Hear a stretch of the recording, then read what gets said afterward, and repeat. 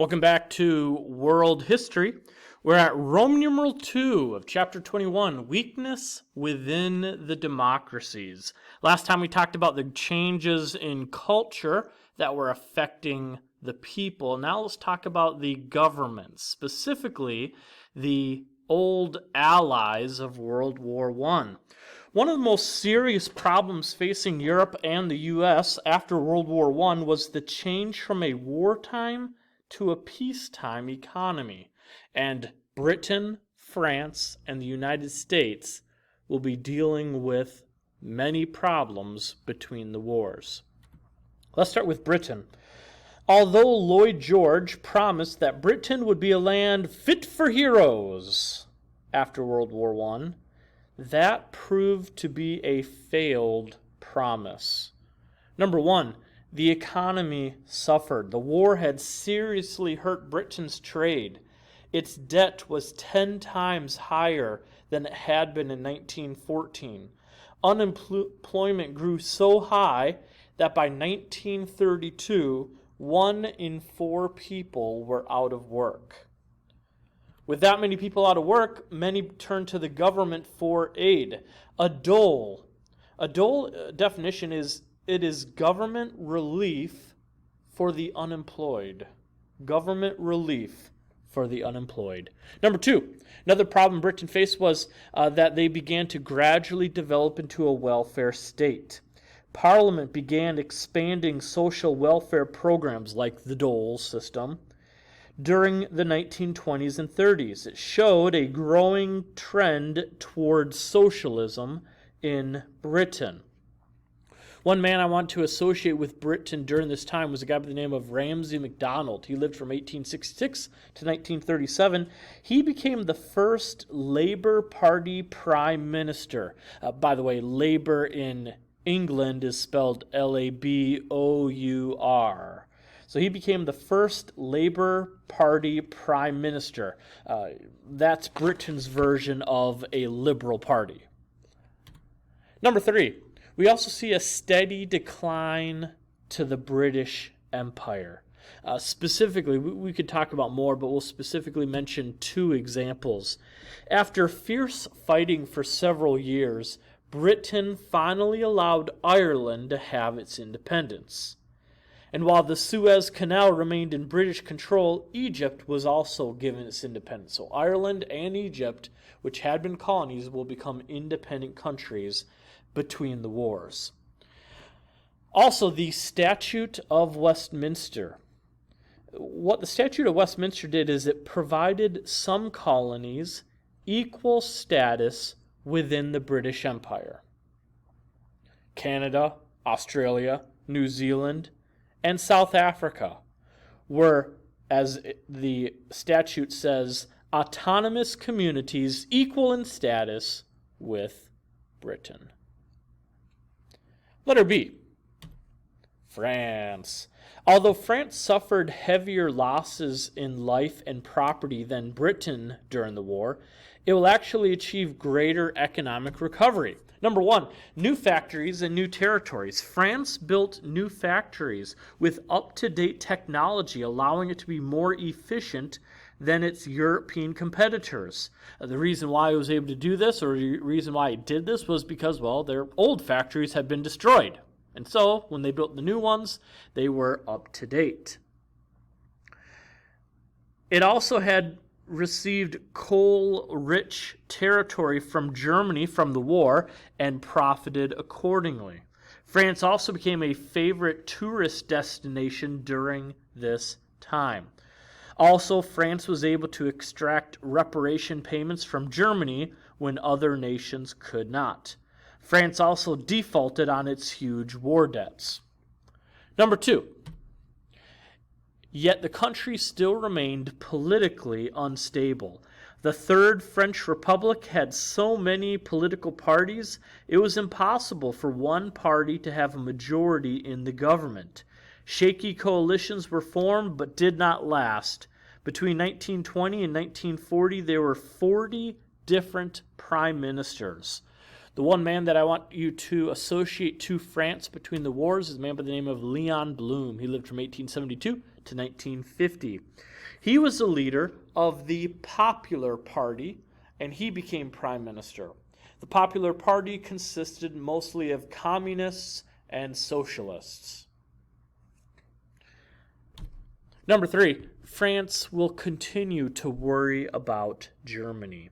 France doubted the League of Nations' ability to protect anything.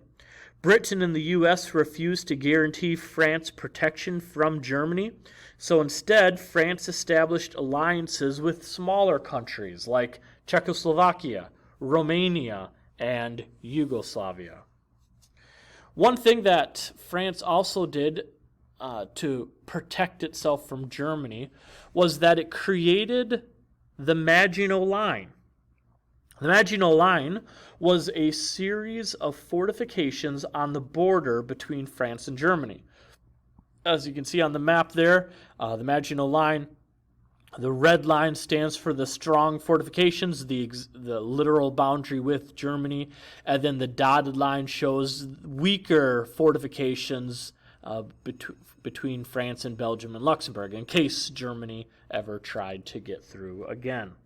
These fortifications became France's main line of defense against any future German attack. Next chapter we'll see how successful that is. And letter C, the United States. After World War I, the U.S. rejected idealism for isolationism. The U.S. had been thrust into leadership by World War I. After the war, most Americans desired to return to pre-war isolation. Rather than being involved in foreign issues, domestic well-being took center stage in the 1920s. President Harding called for a return to normalcy. Calvin Coolidge said that the business of America is business. Herbert Hoover said, "I have no fears for the future of our country. It is bright with hope." Well, that all changed in a flash. Number 1, the Great Depression. On the surface, things seemed to be going great. New technology improved production of goods. More people enjoyed more leisure time. But under the surface, things were looking bad. So what were the causes of the Great Depression? After all, we don't want the Great Depression to ever repeat in American history. Of course, one of the things we learn from history is not to repeat the mistakes. So why did the Great Depression occur? Some of these reasons are time sensitive, meaning that they applied specifically to this era in history. Others are more universal themes that we can seek to oppose. Letter A. First of all, there was a great decay in the moral life of the nation. The people living during this time were nicknamed the Lost Generation. The 1920s consisted of a time where sin became more readily accepted. In the book, The Grapes of Wrath, it sums up the popular moral attitude of the day. Here's the quote: "There ain't no sin and there ain't no virtue. There's just stuff people do.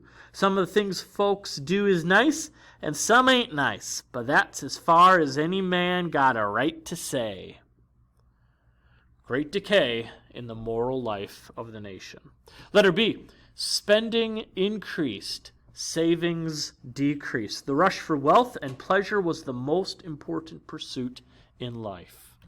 And letter C. The collapse of the stock market and the economy. The collapse triggered a drop in prices, a decline in foreign trade, the closing of factories, the failure of banks, and a dramatic rise in unemployment. By 1933, about 15 million Americans were unemployed, about 1/3 of the workforce. Though the crash occurred only a few months into his presidency, Herbert Hoover received most of the blame for the Depression. Number 2. The New Deal. The New Deal was the solution for the Great Depression. The person responsible for the New Deal was Franklin D. Roosevelt. He lived from 1882 to 1945. He will become President of the United States and he promoted his New Deal policy. Next year, when you take U.S. history, we will go into greater detail about the New Deal. We'll spend the whole chapter on it. Instead, we're going to cover it in one slide. FDR's policy promoted relief, recovery, and reform. Programs were created that sought to provide immediate relief for the millions of unemployed, as well as to accomplish long-term goals, such as the creation of a Securities and Exchange Commission to control the stock market, as well as the Social Security Act. What were the results of the New Deal?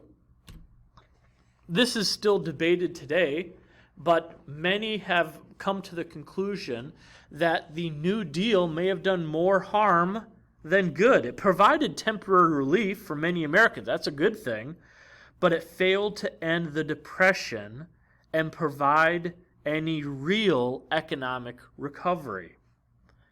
And letter B, it increased spending and the power of the government.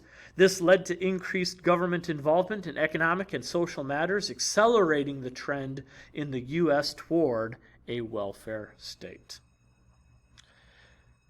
That's all the material that we're going to be covering for today. For your homework, I want you to take the quiz over pages 464 to 467. 464 to 467. Take that quiz and then watch one more video for this week. Hope you all have a good rest of the day. Be good, do good. Bye.